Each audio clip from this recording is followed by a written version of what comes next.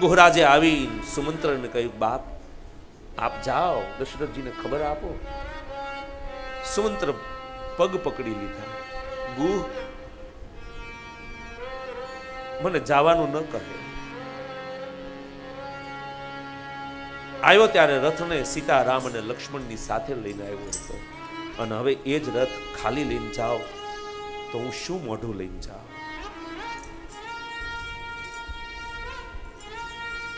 રથના પૈડા ઉપર માથું મૂકી સુમંત્ર બહુ રડ્યો.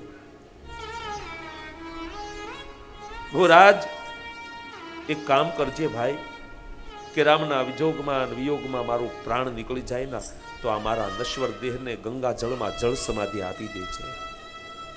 પરંતુ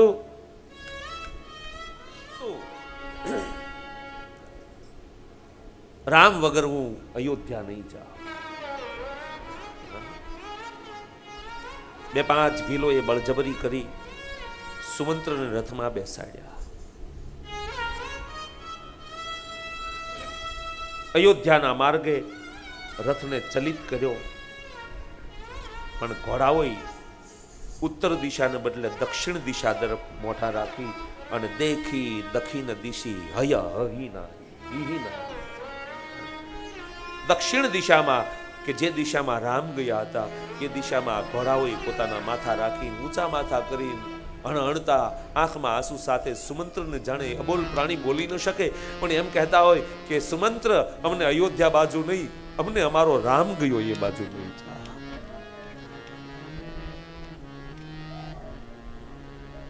અયોધ્યાના સમૃદ્ધ સરયુ તટે આવ્યા.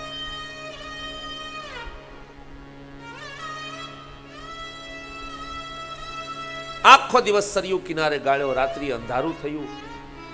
અવધ પ્રવેશ કિન્હ અંધિયારે. અંધારામાં એટલા માટે કે મને કોઈ જોઈ ન શકે, નહીતર હું કોને કોને જવાબ આપું? અયોધ્યાના લોકો પૂછશે કે રામ ક્યાં ગયા, કોને જવાબ આપો? શું જવાબ આપો? અંધારામાં જાઓ કે જેથી મને કોઈ જોઈ ન શકે.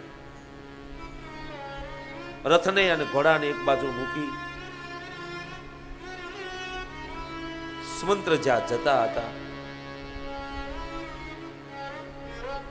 અયોધ્યાવાસીઓ પૂછવા લાગ્યા, સુમંત ક્યાં ગયો રામ, ક્યાં ગયો રામ? સુમંત માથું નીચું કરીને જતો. સીધા પહોંચ્યા દશરથજી જ્યાં મૂર્છિત હાલતમાં હતા ત્યાં. દશરથજી રામ રામ રામ રટે. મહારાજ જયજી. કોણ? હું સુમંત્ર. આવ્યો બાપ? હા. ક્યાં ગયો મારો રામ? લાવ મારા રામને, દશરથજી કહે. હવે સુમંત્રને આંખે દેખાવાનું, કાને સંભળાવાનું ઓછું થઈ ગયું. બાપજી ધૈર્ય રાખો.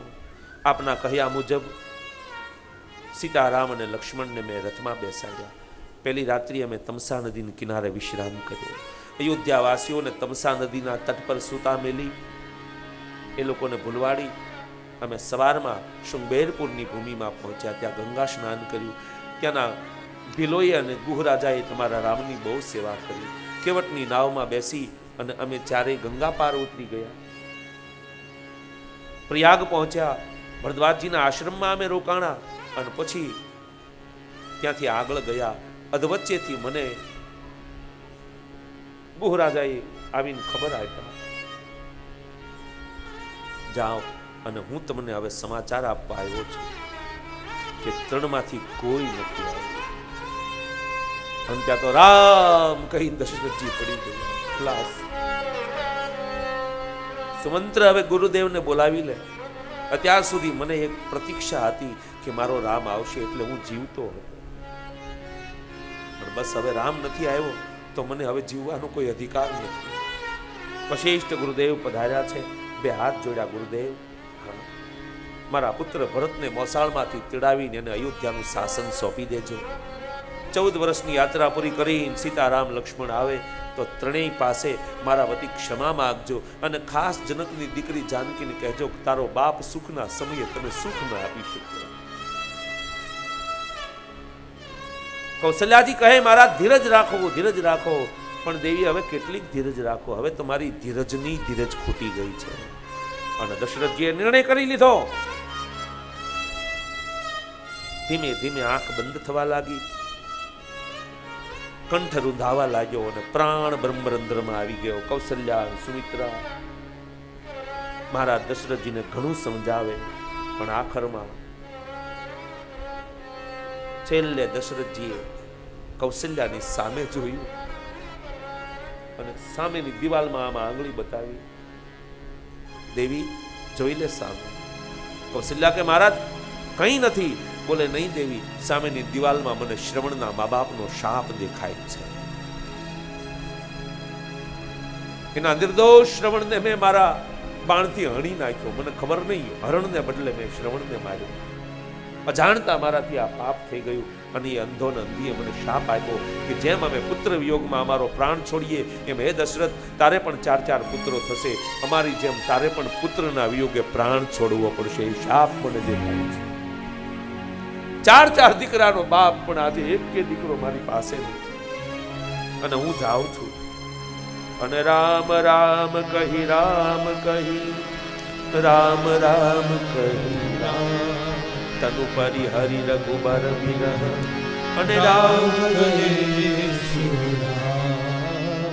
મારા દશરથજીએ 6 વખત રામ રામ કહી પોતાના પ્રાણને છોડી દીધો. કૌશલ્યા માથું પછાડે, સુમિત્રા માથું પછાડે, વશિષ્ઠ જેવાની આંખમાંથી પણ 14 અશ્રુ પડી ગયા. ધન્ય દશરથ, જીવન જીવી જાણ્યા કરી.